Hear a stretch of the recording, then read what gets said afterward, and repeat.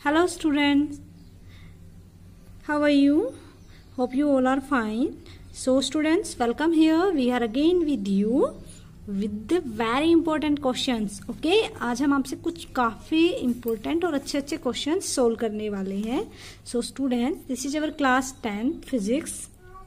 Okay, and today we are discussing chapter 12 important questions you already get. So I hope आपने सारे question solve कर लिए होंगे. तो अब हम इनको अच्छे से सोल्व करेंगे. ओके, और इनको अच्छे से प्रैक्टिस भी करेंगे. तो देखिए बेटा, without wasting the time let's start. First question है आपका, what are the current carriers in a conductor. Okay, किसी भी कंडक्टर में करंट कैरियर्स क्या होते हैं बताइए आप मुझे. हम पहले भी काफी बार इन क्वेश्चंस को डिस्कस कर चुके हैं. So students tell me what are the current carriers in a conductor. देखिए बेटा, जब हम कंडक्टर की बात करते हैं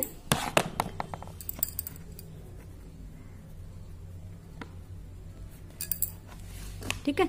सो करंट कैरियर, किसी भी कंडक्टर के अंदर करंट कैरियर्स क्या होते हैं. किसी भी कंडक्टर के अंदर करंट कैरियर आपके होते हैं इलेक्ट्रॉन्स. क्या आएंगे? इलेक्ट्रॉन. तो फर्स्ट वाले का क्या आंसर होगा? इलेक्ट्रॉन्स. क्या आएगा बेटा? इलेक्ट्रॉन. सेकंड है, in which direction do the electron in a conductor flow when it is connected to a external battery. जब किसी कंडक्टर में से करंट फ्लो होता है, इलेक्ट्रॉन्स फ्लो करते हैं, और जब हम उसको एक बैटरी से कनेक्ट करते हैं, तो आप मुझे बताइए कि करंट किस डायरेक्शन में फ्लो होता है. तो आप सबको पता है कि करंट किस डायरेक्शन में फ्लो होता है. देखिए, करंट तो फ्लो होता है आपका, इसने पूछा है डायरेक्शन ऑफ इलेक्ट्रॉन. तो इलेक्ट्रॉन आपके फ्लो होते हैं नेगेटिव टू पॉजिटिव. क्लियर. अब अगर बात करता है ये करंट की, तो करंट फ्लो होता है पॉजिटिव टू नेगेटिव. अब है, unit of which physical quantity can be expressed as joule per volt. कौन सी फिजिकल क्वांटिटी है जिसको हम जूल पर वोल्ट के हेल्प से एक्सप्लेन कर सकते हैं. तो देखिए, joule means work, volt means voltage, और ऐसी कौन सी यूनिट है? चार्ज, है ना. तो जूल पर वोल्ट में हम किसको रिप्रेजेंट कर सकते हैं? चार्ज को. Name the device use to measure potential difference. कौन सी ऐसी डिवाइस है जो पोटेंशियल डिफरेंस को मेजर करती है? तो वो है आपकी वोल्ट मीटर, है ना. वोल्टमीटर क्या है? वोल्टमीटर एक ऐसी डिवाइस है which is use to measure potential difference. Okay. और एमीटर किस लिए यूज करते हैं? It is use to measure current. और galvanometer it is use to detect the presence of current. Okay. अब हमारा नेक्स्ट क्वेश्चन है, define resistance of a conductor. Resistance क्या है बेटा? तो resistance is the opposition given by the conductor to the flow of electron through it. Clear. तो resistance क्या है? एक तरीके का अपोजिंग फोर्स है. क्या है रेजिस्टेंस? एक तरीके से it is an opposing force. Okay. क्या है ये आपका? तो आप इसको ऐसे लिखिएगा, it is an opposing force,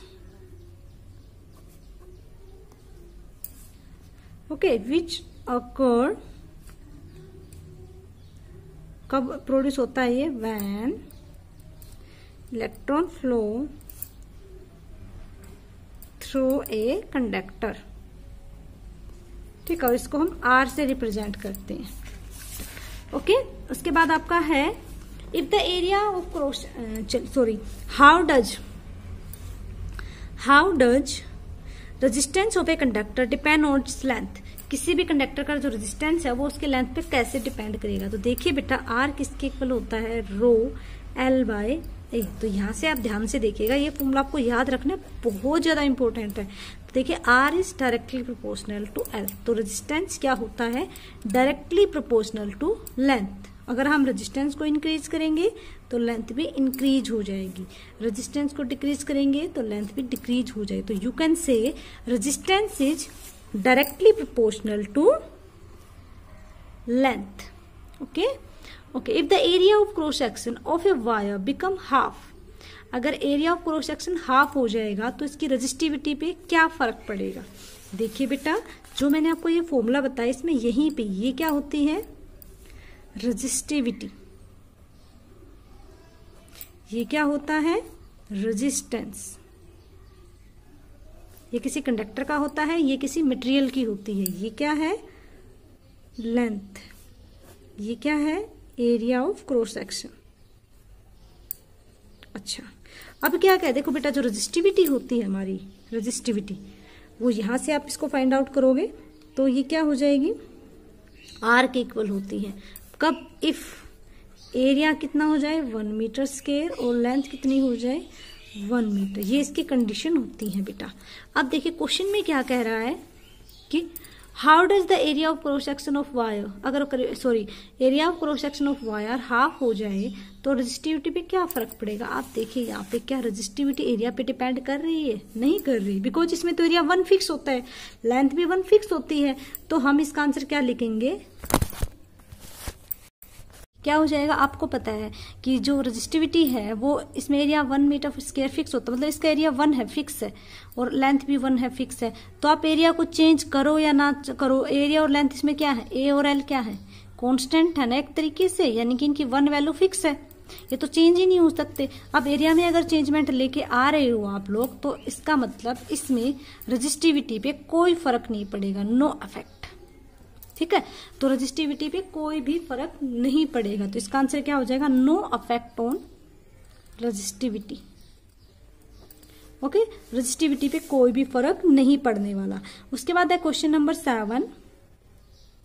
हाँ जी 7 हो गया। 8, define electric current. Define electric current. Okay, तो इलेक्ट्रिक करंट को कैसे डिफाइन करोगे आप, तो इलेक्ट्रिक करंट को हम डिफाइन करेंगे I = Q/T। I is the Q by, तो आप कैसे डिफाइन करोगे, it is defined as number.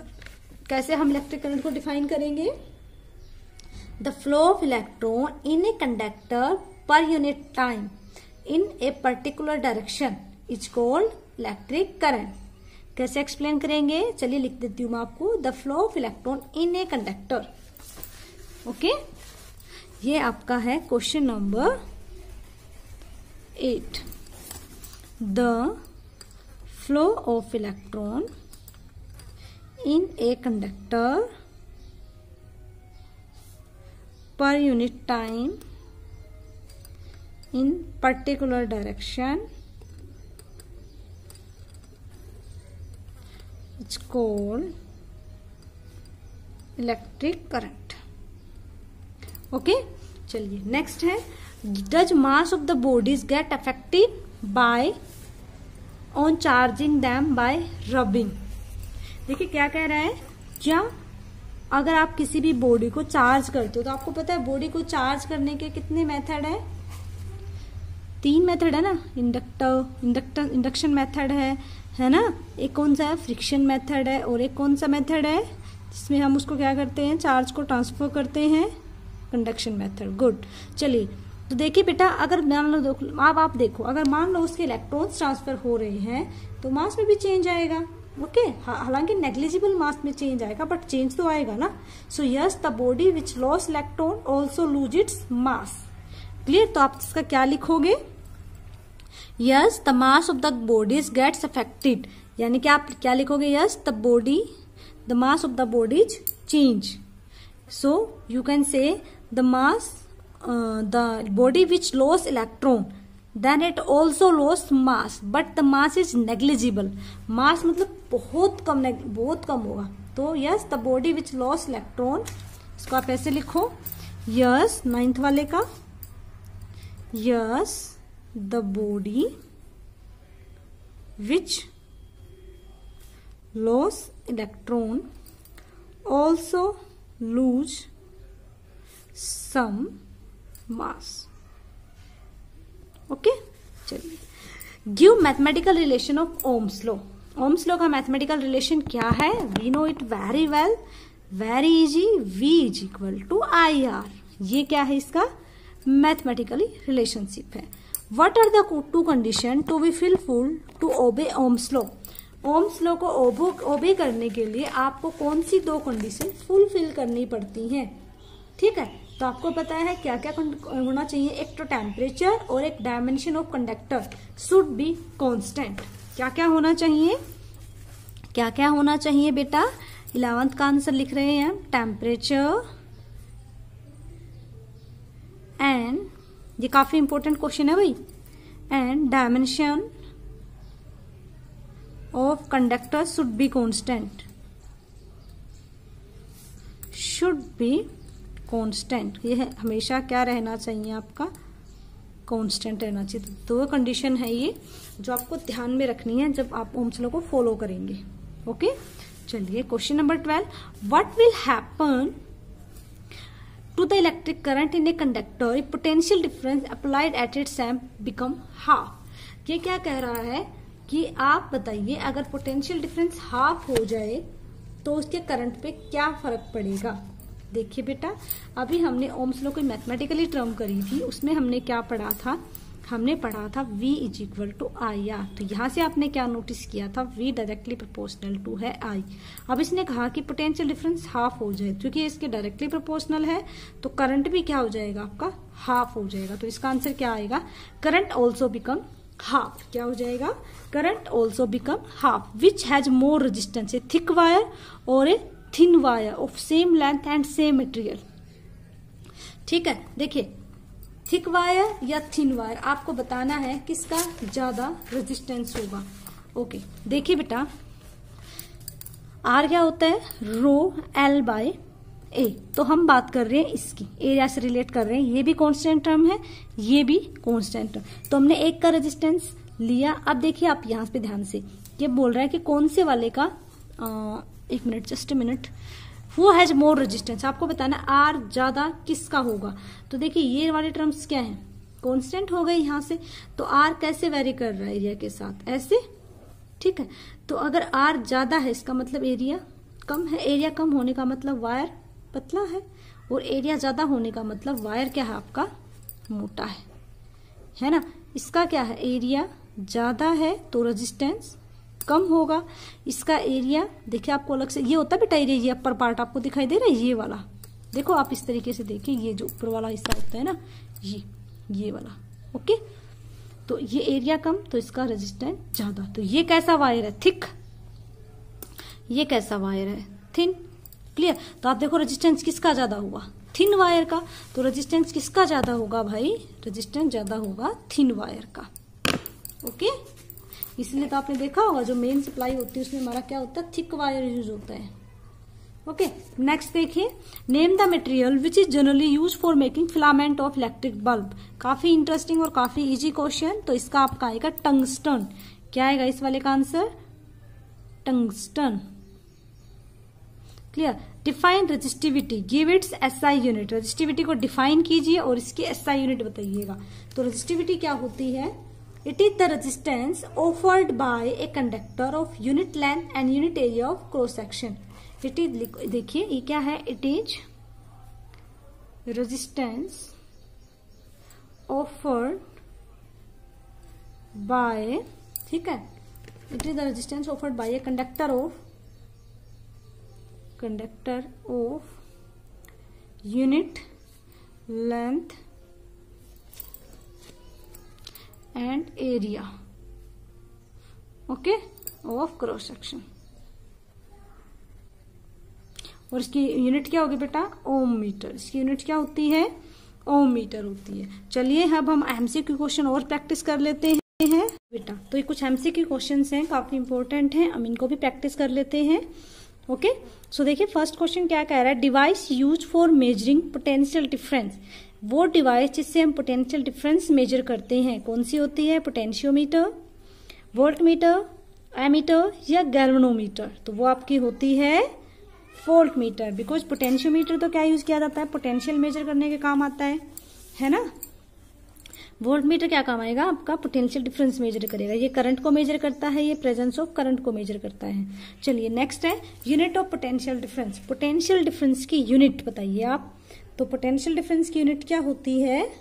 Ohm resistance की होती है, वोल्ट होती है आपकी पोटेंशियल डिफरेंस की, वाट पावर की होती है, किलोवाट आवर किसकी होती है, एनर्जी की होती है।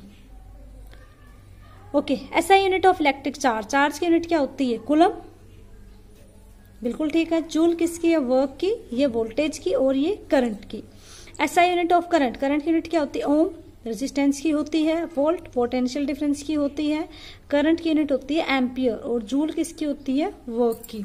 अब देखिए क्वेश्चन है, a current of 10 ampere is passing through a lamp, what charge will pass through it in 20 second.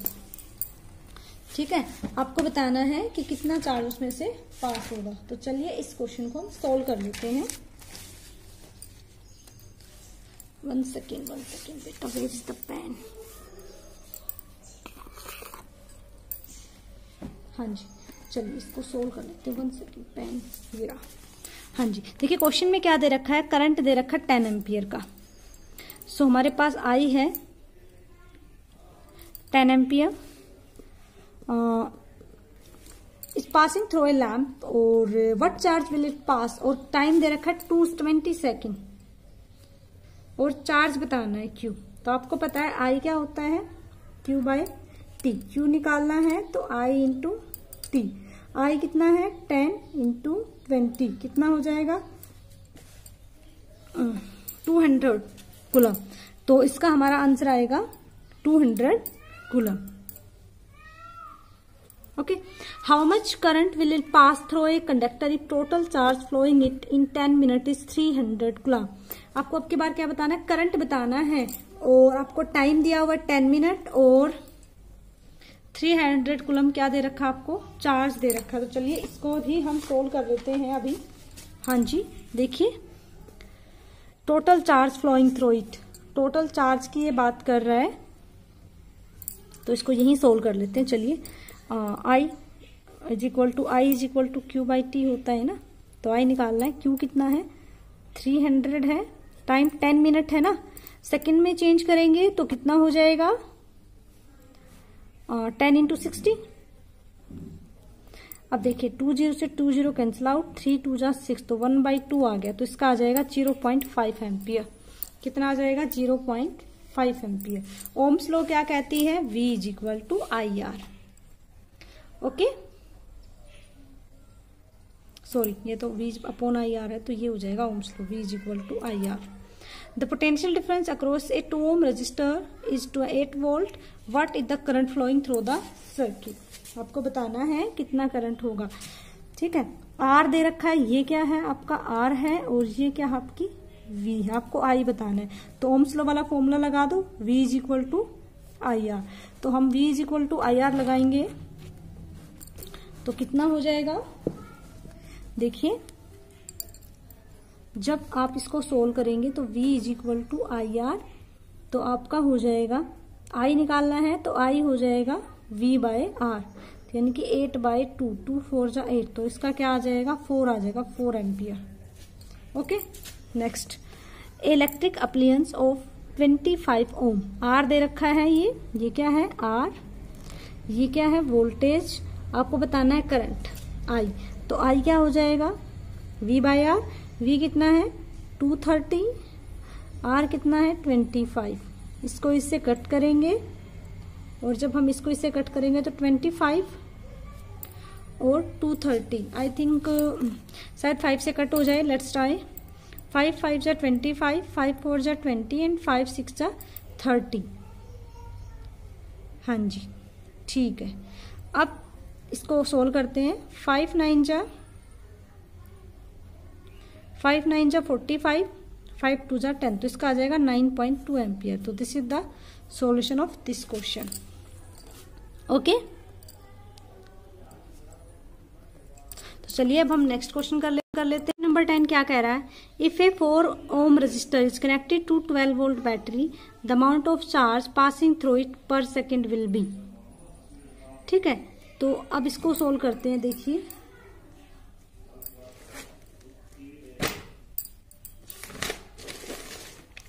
क्या क्या दे रखा है, हमें दे रखा R4, और वोल्टेज दे रखी है 12 वोल्ट, टाइम दे रखा है 1 सेकेंड, चार्ज हमें फाइंड आउट करना है।